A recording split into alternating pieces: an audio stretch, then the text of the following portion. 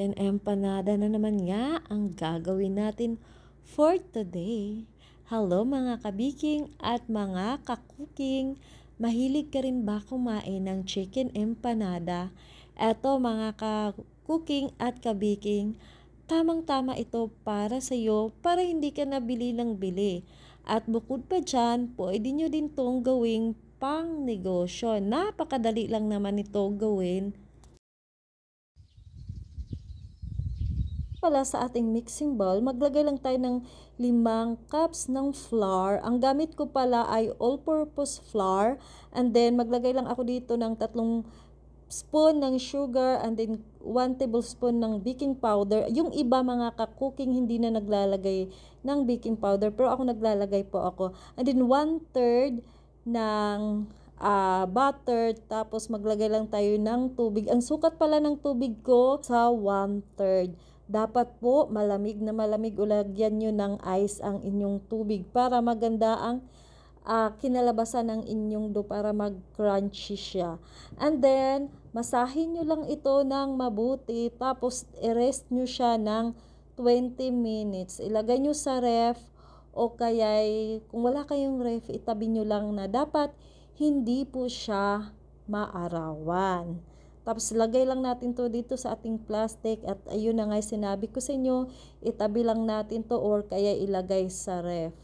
Naman sa palaman ng ating empanada, magsuti lang tayo dito ng garlic, onion, at pwede tayong gumamit dito ng mga gulay, kagaya ng carrots, patatas, at saka kamote. Pwede po kayo maglagay ng kamote, alisin nyo ang patatas. Tapos mga ka-cooking at ka-baking, kung ayaw nyo sa chicken na flavor, pwede nyo din naman palitan ng pork o kaya tuna. Gumamit po kayo ng century tuna o kaya beef. Pero ang gagawin nyo or gagamitin nyo pala ay dapat giniling.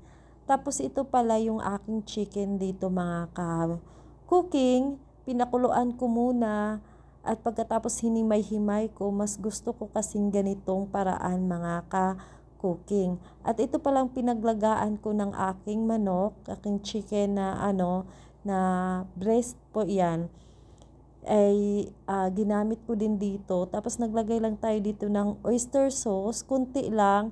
Tapos kalahating nor cubes, black pepper, tapos sugar, konti lang din, wag nating damihan, baka sumobra ang tamis. At naglagay lang po ako dito ng iba milk. Yan po yung sikreto ko para masarap ang aking palaman ng aking empanada. At pag ganito na, pwede na natin to siyang hanguin sa apoy. At palamigin lang muna. Wag natin to siyang ipalaman sa ating empanada dough pag mainit pa. Tapos, ito namang ating nirest na empanada dough, pwede na natin tong masahin. Ito pala sa ating misa na pagmasahan natin ng ating dough, maglagay lang tayo ng flour. Napadamihan ko yung flour pero okay lang po yan, wala naman yung problema. Make sure lang mga kabiking at ka-cooking, malinis po ang inyong mesa. At ito na nga, hatiin ko lang to sa gitna at hahatiin ko pa to ng maliliit. Pero mga ka-cooking, magdedepende po yan sa size kung ilan ang magagawa nyo. At ito na nga, nagawa ko pala ay 24 na piraso.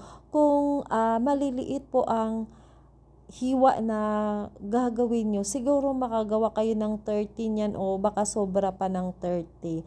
At ito na nga ay gamitan lang natin to ng maliit na rolling pin. Ito mga kabiking, kahit po hindi perfect yung pagkabilog ng inyong dough, okay lang po iyan. Ang problema kasi ifo-fold pa naman natin to pag napalaman na at saka lalagyan natin ng design. So, hindi na yan mapapansin. Ang importante kasi dito, ang inyong dough ay maganda ang pagkagawa. At ito na nga ay papalamanan na natin ito At hindi ko na sobrang damihan pa, yung tama lang yung ma-fold yung aking dough dito.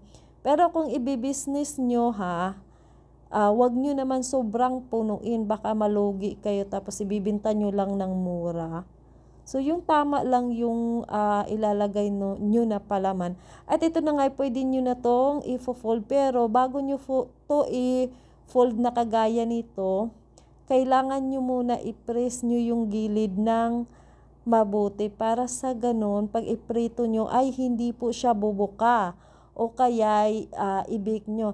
Eto mga kabiking, kung wala po kayong oven, nyo rin naman itong prituhin. Ganito lang ang gagawin nyo mga ka-baking at ka-cooking.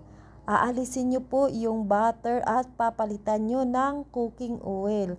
At yung sukat, the same pa rin, 1/3. Pero ang gagamitin nyo ay vegetable oil. Sa ganun, hindi po siya tumigas.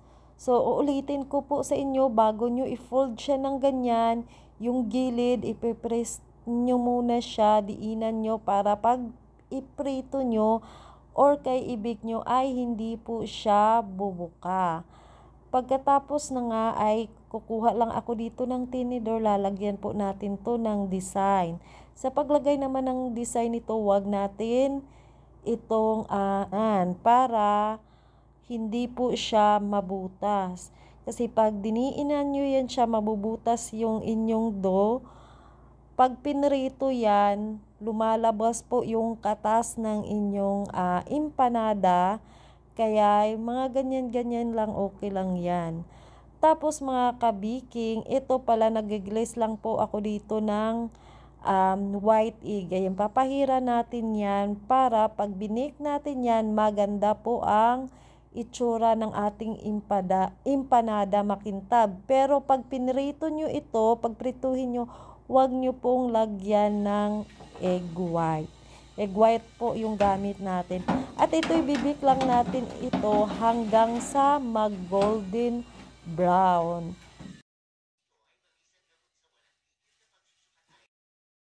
Na nga ay meron na tayong masarap na chicken empanada at pwede nyo din tong gawing pang negosyo.